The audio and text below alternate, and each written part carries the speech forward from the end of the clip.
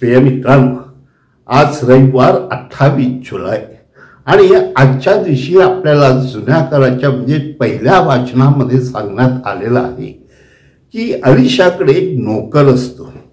तो नोकर येतो आणि अलिशाला सांगतो की एक माणूस आला होता आणि त्याने आपल्याला 20 भाकरी आणि काही हिरवं असं धान्य दिलेलं आहे, तर मी काय करू त्याचं.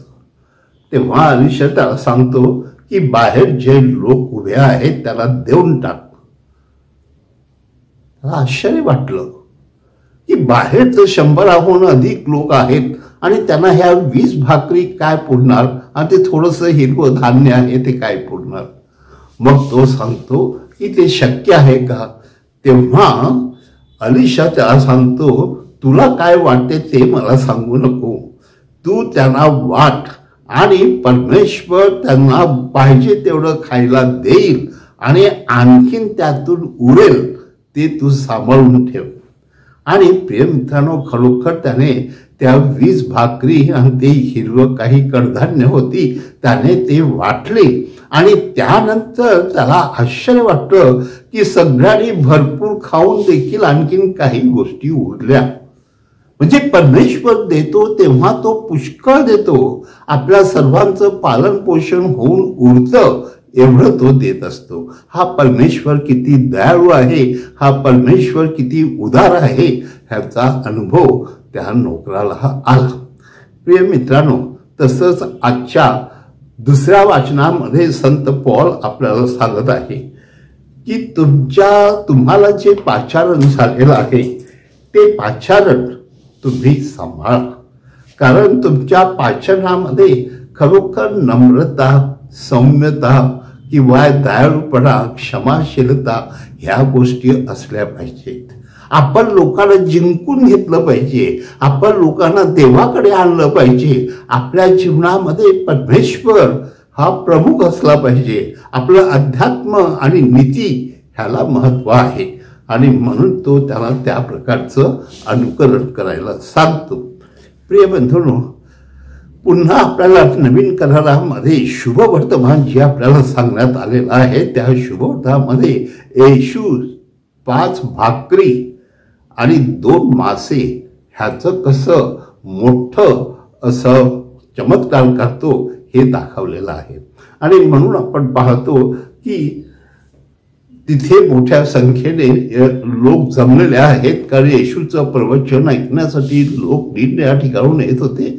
त्या ठिकाणी 5000हून अधिक लोक होते आणि विशेषतः 5000 म्हणे पुरुष होते, दुसऱ्या स्त्रिया होत्या आणि मुलं होती.